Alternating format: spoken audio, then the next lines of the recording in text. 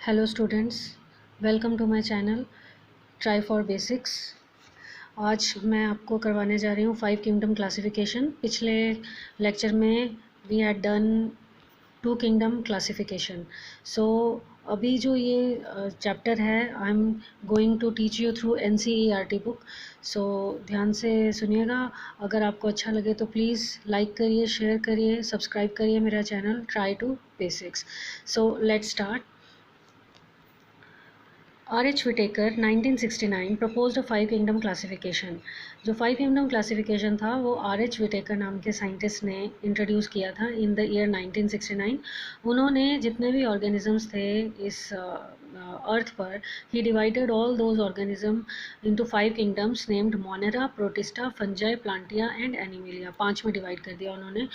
The main criteria for classification used by him include cell structure, thallus organization, mode of nutrition, reproduction and phylogenetic relationship। अब किस किस आधार के ऊपर इन्होंने इन सभी ऑर्गेनिजम्स को 5 भागों में डिवाइड किया, वो आधार थे। सबसे पहला था सेल स्ट्रक्चर, कि इन ऑर्गेनिज्म में सेल का स्ट्रक्चर कैसा रहा होगा। क्या ये यूनिसेलुलर होंगे, क्या ये ऑर्गेनिज्म यूनिसेलुलर थे या मल्टीसेलुलर थे। यूनिसेलुलर थे तो इनको एक साथ अलग कर दिया गया, मल्टीसेलुलर थे तो अलग कर दिया गया। थैलस ऑर्गेनाइजेशन इनका कैसा रहा होगा।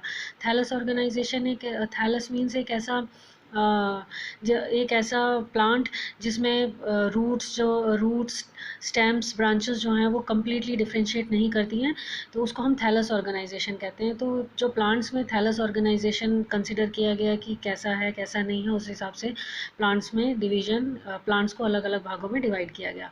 मोड ऑफ न्यूट्रिशन, इनमें जितने भी ऑर्गेनिजम्स हैं, ये जो 5 किंगडम डिवाइड किए हैं, इनमें मोड ऑफ न्यूट्रिशन कैसा रहा होगा।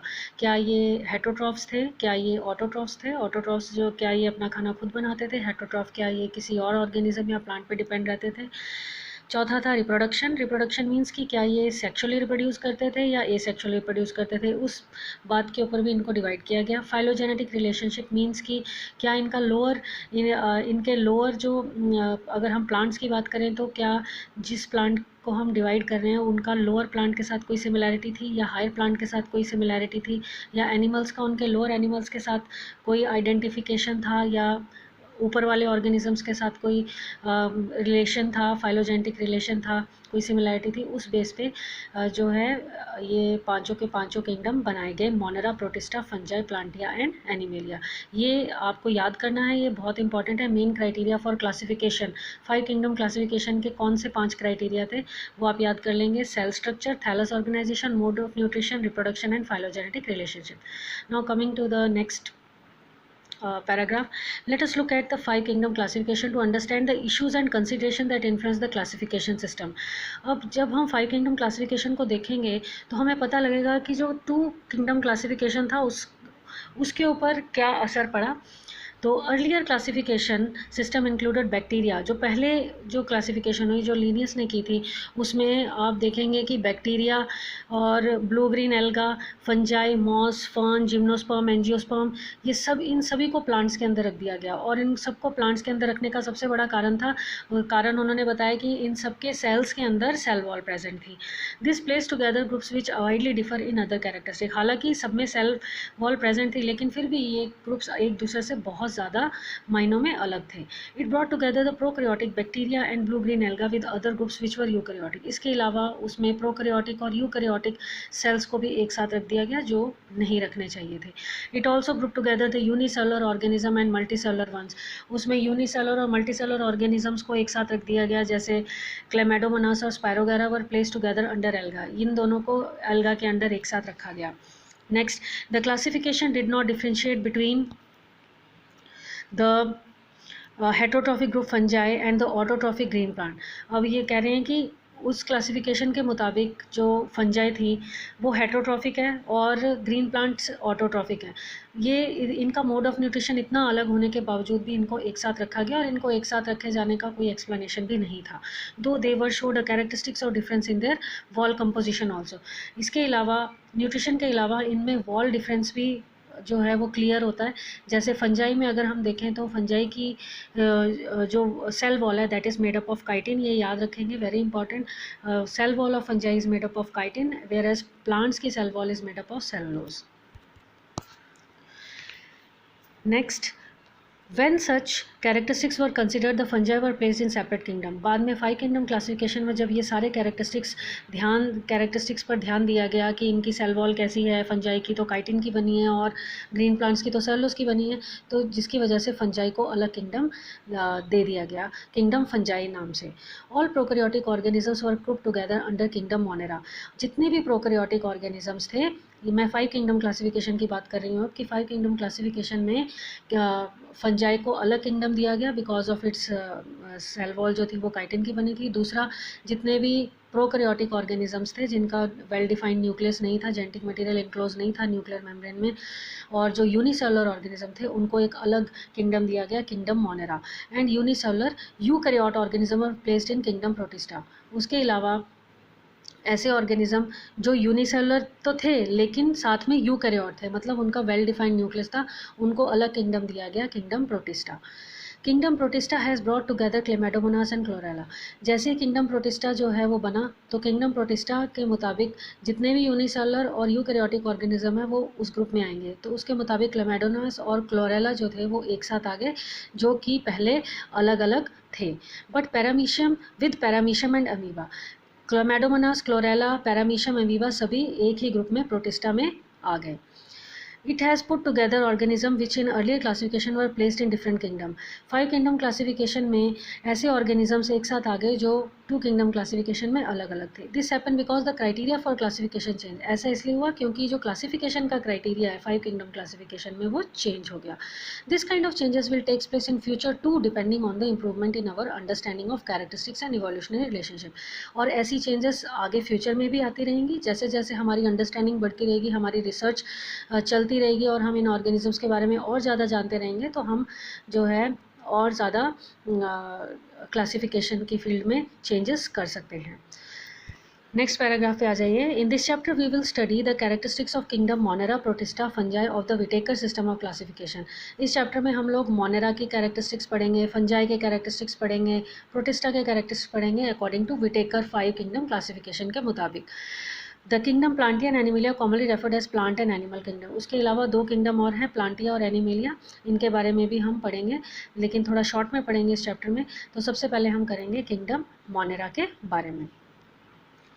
अभी जो 5 किंगडम क्लासिफिकेशन है, अगर आप इसको डायग्रामेटिकली और अच्छे से एक्सप्लेन करना चाहते हैं तो आप इस तरीके से इसको एक्सप्लेन कर सकते हैं. देखिए यहाँ पे ये डायग्राम दिया हुआ आपको 5 किंगडम क्लासिफिकेशन विटेकर ने प्रपोज किया. 96 complexity of the cell structure, prokaryote है, यूकैरियोट स्पेस पे हुआ था. Complexity of organisms, body, unicellular, multicellular, mode of obtaining nutrition, autotroph और हेटरोट्रॉफ. ये 5 किंगडम दे रखे हैं.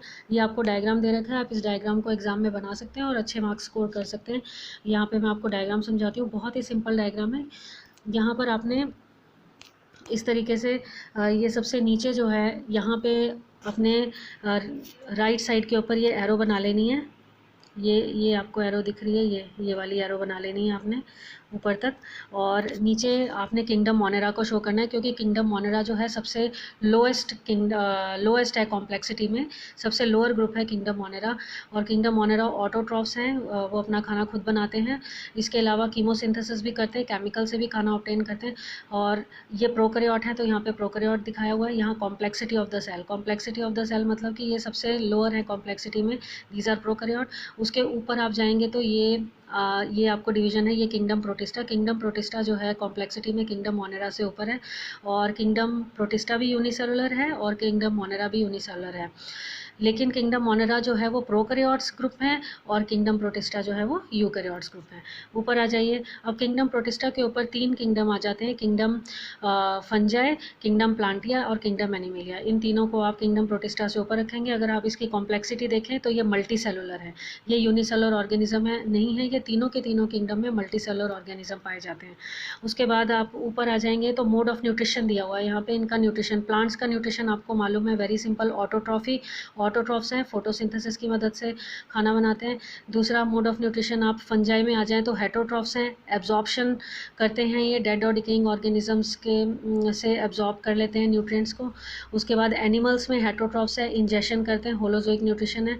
और मेजर इकोलॉजिकल रोल, इनका इकोलॉजी के ऊपर, हमारे इकोसिस्टम पर कैसा रोल है। जो प्लांट्स हैं वो प्रोड्यूसर हैं because they produce food.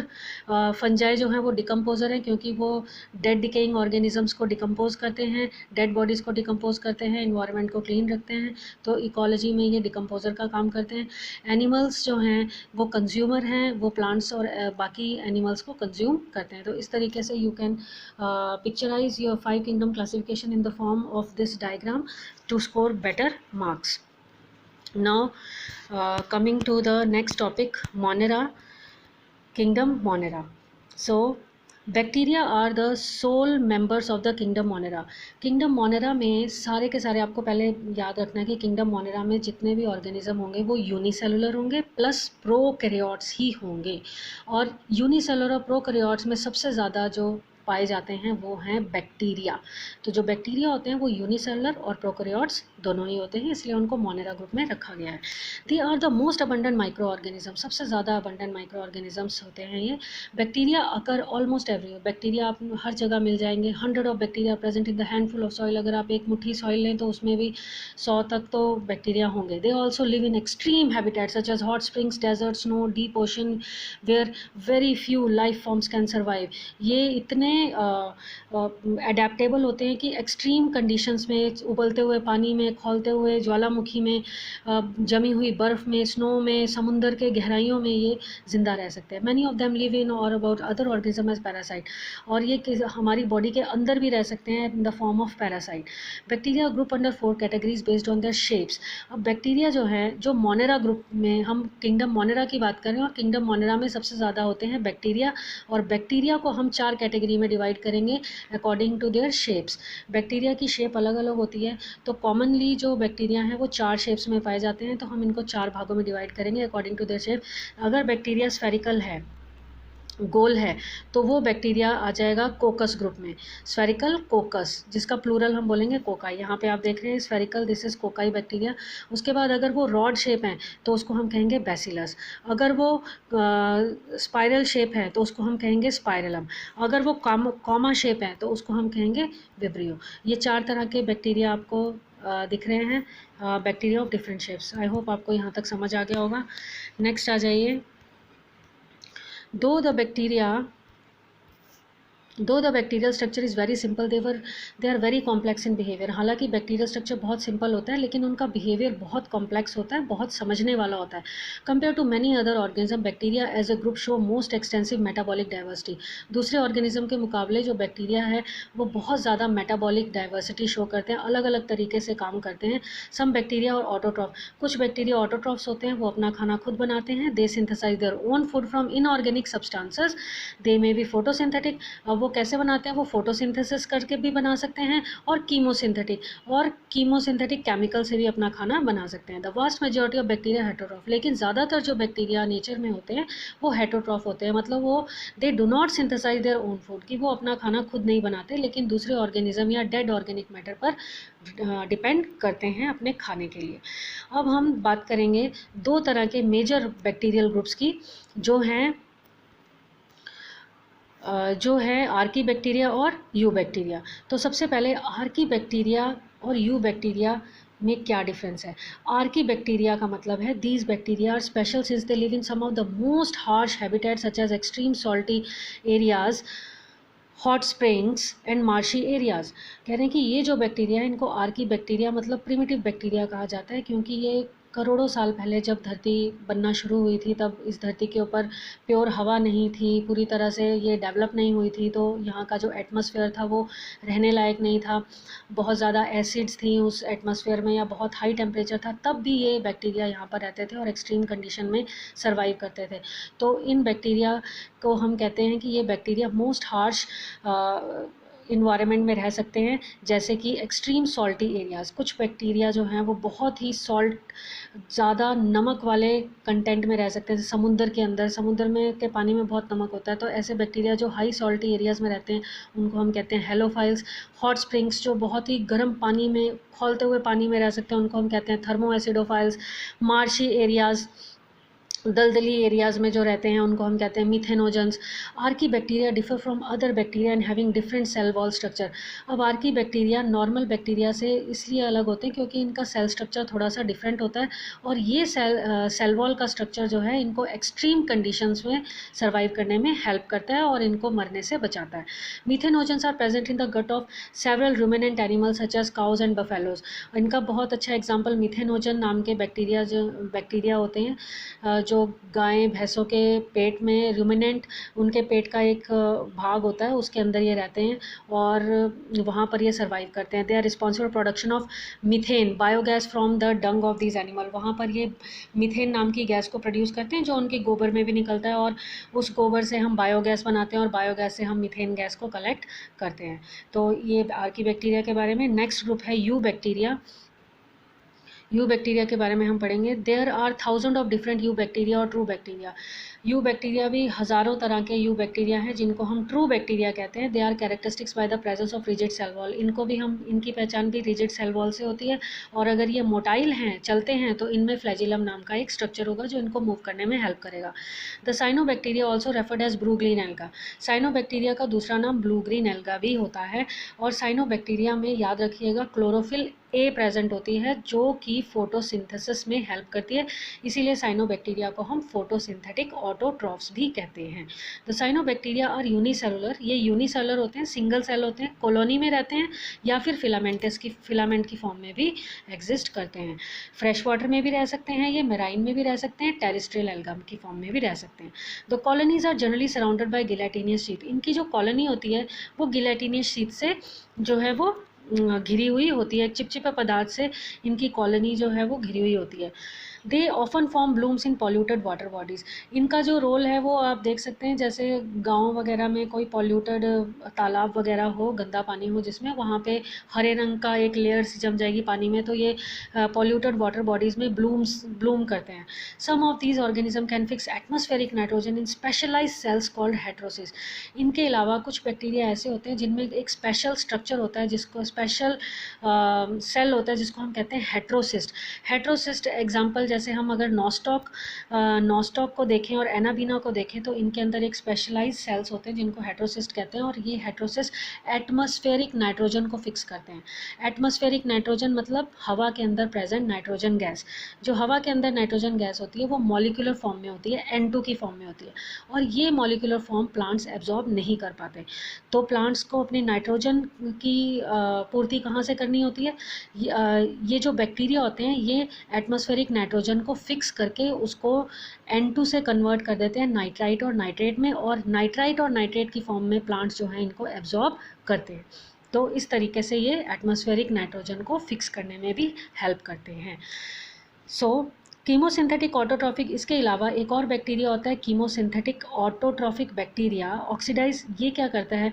It oxidise various inorganic substances. ये कई इनऑर्गेनिक सब्सटेंसेस को ऑक्सीडाइज करके एनर्जी लेता है, जैसे नाइट्रेट, नाइट्राइट, अमोनिया को ऑक्सीडाइज करेगा और एनर्जी लेगा। और एनर्जी लिविंग सेल्स में किस फॉर्म में होती है? हमेशा ATP की फॉर्म में। अगर हम अपनी बॉडी की बात करें या प्लांट्स की बॉडी की बात करें, प्लांट्स की बॉडी के सेल्स या एनिमल्स की बॉडी के सेल्स, हर एक सेल में जो एनर्जी है that always produced in the form of ATP. ATP means adenosine triphosphate. Triphosphate means 3 phosphate के ग्रुप। हर एक फॉस्फेट का बॉन्ड जब टूटेगा, 3 फॉस्फेट के बॉन्ड, हर एक बॉन्ड टूटने पर एनर्जी रिलीज होती है।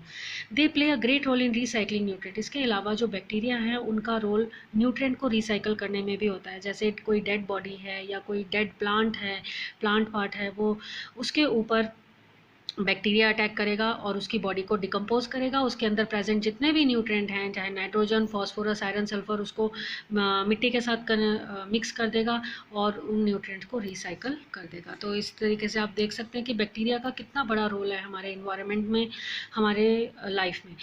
उसके अलावा सबसे ज़्यादा जो मात्रा में बैक्टीरिया पाए जाते हैं वो हैं heterotrophic bacteria. Heterotrophic bacteria are most abundant in nature, ये सबसे ज़्यादा मात्रा में पाए जाते हैं। The majority are important decomposers, ज़्यादातर जो बैक्टीरिया हैं वो डिकम्पोजर्स होते हैं। डिकम्पोजर्स मीन्स कि डिकम्पोज करने वाले, डेड डिकेइंग बॉडीज़ को ख़त्म करने वाले, और they have many significant impact on human affairs. इनका हमारे ज़िंदगी पर, ह्यूमन लाइफ में भी बहुत बड़ा रोल है। वो कैसे, हम देखेंगे। They are helpful in making curd from milk, जैसे अगर हम जो दही खाते हैं, मिल्क से जो दही बनता है वो भी बैक्टीरिया से बनता है, जिसको हम लैक्टोबैसिलस कहते हैं। प्रोडक्शन ऑफ एंटीबायोटिक्स, जो हमारी मेडिसिन, जो हम एंटीबायोटिक्स खाते हैं उनमें भी वो भी बैक्टीरिया से मिलती हैं। फिक्सिंग नाइट्रोजन इन लेग्यूम्स, जैसे अभी मैंने बताया कि एटमॉस्फेरिक नाइट्रोजन को फिक्स करना प्लांट्स की अवेलेबिलिटी के लिए वो भी बैक्टीरिया करते हैं। Some are pathogens causing damage to human beings. कुछ बैक्टीरिया पैथोजेंस का काम करते हैं। पैथोजेंस उनको कहते हैं जो बीमारी कॉज करते हैं, ह्यूमन बींग्स में बीमारी कॉज करते हैं, क्रॉप्स में बीमारी कॉज करते हैं, फार्म एनिमल्स जैसे गाय भैंसों में, हमारे पालतू जानवरों में बीमारी कॉज करते हैं। इसके अलावा कौन कौन सी बीमारी कॉज करते हैं, जैसे cholera, typhoid, tetanus, citrus canker are well known disease cause by different bacteria. Bacteria reproduce mainly by fission. अब इनकी रिप्रोडक्शन की बात करें तो बैक्टीरिया जो है वो 3 तरीके से रिप्रोड्यूस करते हैं। फिशन के थ्रू, फिशन का मतलब जब एक सिंगल पेरेंट जो है वो 2 में डिवाइड हो जाए, उसको हम फिशन कह देते हैं, this is fission. And some time under unfavourable condition they produce 4, और अगर उन कंडीशन बाहर सही नहीं है तो वो फिशन की बजाय स्पोर्स में कन्वर्ट हो जाते हैं, और स्पोर्स जो हैं वो अनफेवरेबल कंडीशन को पास करके फेवरेबल कंडीशन में जर्मिनेट हो जाते हैं। They also reproduce by sort of sexual reproduction, और इसके अलावा वो सेक्शुअली भी रिप्रोड्यूस होते हैं bye adopting a primitive type of DNA transfer. एक पुराने तरीके का डीएनए ट्रांसफ़र करते हैं जिसको हम कंजुगेशन वगैरह कहते हैं, उसके थ्रू भी ये रिप्रोड्यूस करते हैं। तो इनके रिप्रोडक्शन के जो तरीके हैं वो फिशन है, स्पोर्स है और सेक्शुअल रिप्रोडक्शन। इसके अलावा एक और सेल है माइकोप्लाज्मा। माइकोप्लाज्मा ऐसे ऑर्गेनिज्म हैं जो कि सबसे छोटे लिविंग ऑर्गेनिजम्स माने जाते हैं, एंड इनमें सेल वॉल नहीं होती है, आप ध्यान रखेंगे। They are the smallest living cells known and can survive without oxygen, और ये ऑक्सीजन के बिना भी सर्वाइव कर जाते हैं। Many mycoplasma are pathogenic in animals and plant, और कई माइकोप्लाज्मा जो हैं वो एनिमल प्लांट में डिसीज़ भी कॉज करते हैं। नेक्स्ट ये था मोनेरा तक। नेक्स्ट वीडियो में मैं आपको एक्सप्लेन करूँगी किंगडम प्रोटिस्टा के बारे में। आई होप आप लोगों को ये वीडियो पसंद आई होगी। अगर पसंद आई है तो प्लीज़ लाइक करें, शेयर करें, सब्सक्राइब करें मेरा channel try for basics. Thank you so much. Classification की